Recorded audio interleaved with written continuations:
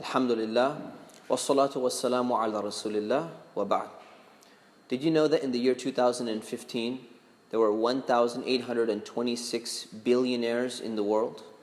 If you calculate their entire net worth, it amounts to $7 trillion.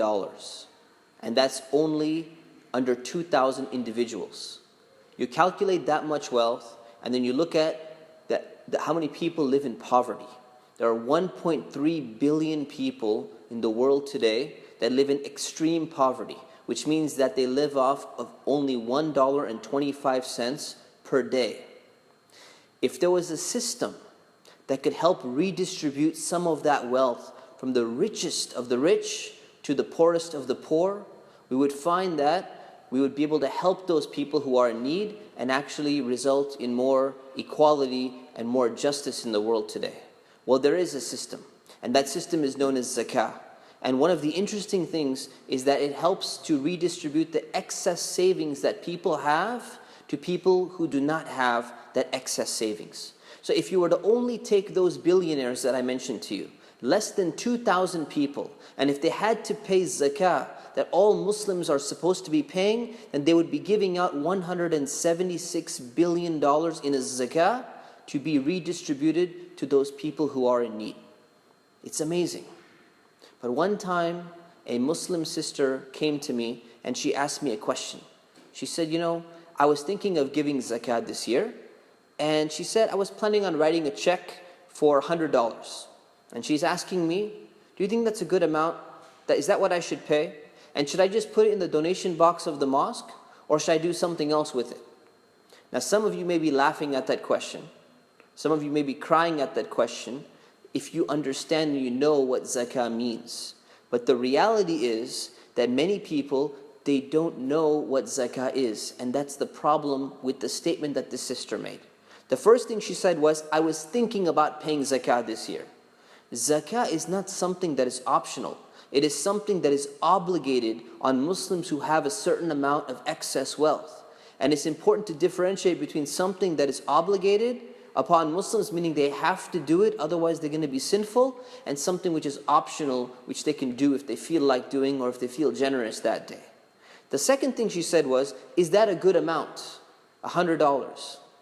That's not the way zakah functions. It's not an amount that we can choose to give on our own. It's actually a fixed amount, which is a percentage of the wealth that we actually possess. And the third thing she said was, should I just put it in the donation box of the mosque? And that's very problematic, because a mosque cannot receive zakah. And the reason why a mosque cannot receive zakah, according to the vast majority of scholars, is because it's going to be given, or the people who are going to be benefiting from that mosque actually include people who are very wealthy. And in fact, the person who's giving zakah, they themselves, if they attend that mosque, they're going to be benefiting from the zakah that they actually paid out, which was supposed to be given to the poor, but got reinvested into a mosque, which they are actually benefiting from the services and the air conditioning and the physical aspects that the mosque is actually providing to people who visit it. So it's important to understand that many Muslims don't exactly know what zakah is. And if they knew what it was, maybe they would be more inclined to actually pay it. And there are, of course, some Muslims who do know what zakah is, but they don't pay it either because they think it's not that important, or they think they don't know exactly how to pay it properly. And with that in mind, it's important for us to remember what zakah really is and what it represents. So it's very important that as Muslims we understand what zakah is and how it is to be paid and how important it is to actually pay it. So in a nutshell, zakah is basically something that every single Muslim who has excess wealth equivalent to 3 ounces of gold must pay on every single year. It's not something that's optional, it's something that's mandatory. Now 3 ounces of gold today is valued at $3,192.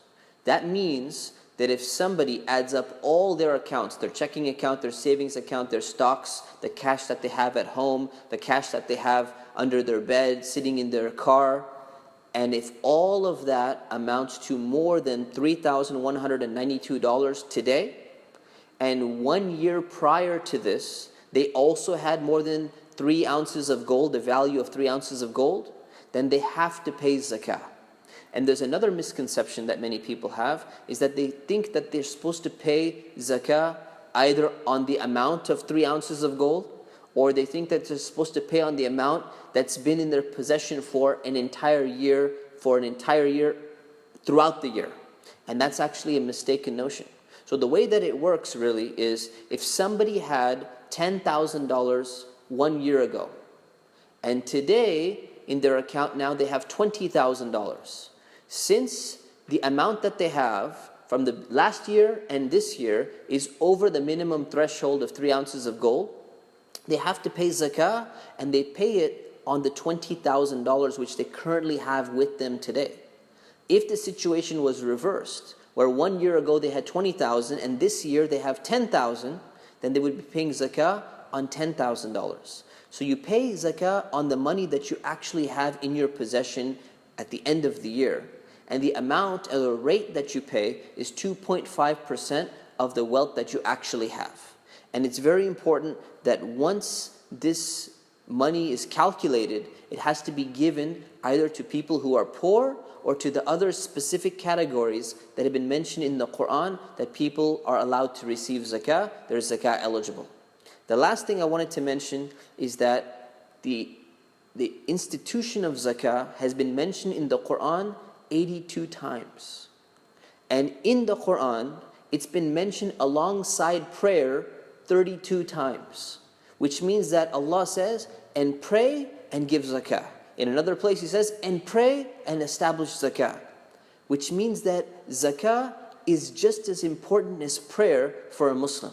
So I hope and I pray that you take zakah as an obligation, you understand what it means, and you try your best to pay it and fulfill that obligation and fulfill the rights that people who are in need have over you. Thank you very much. Assalamu alaikum.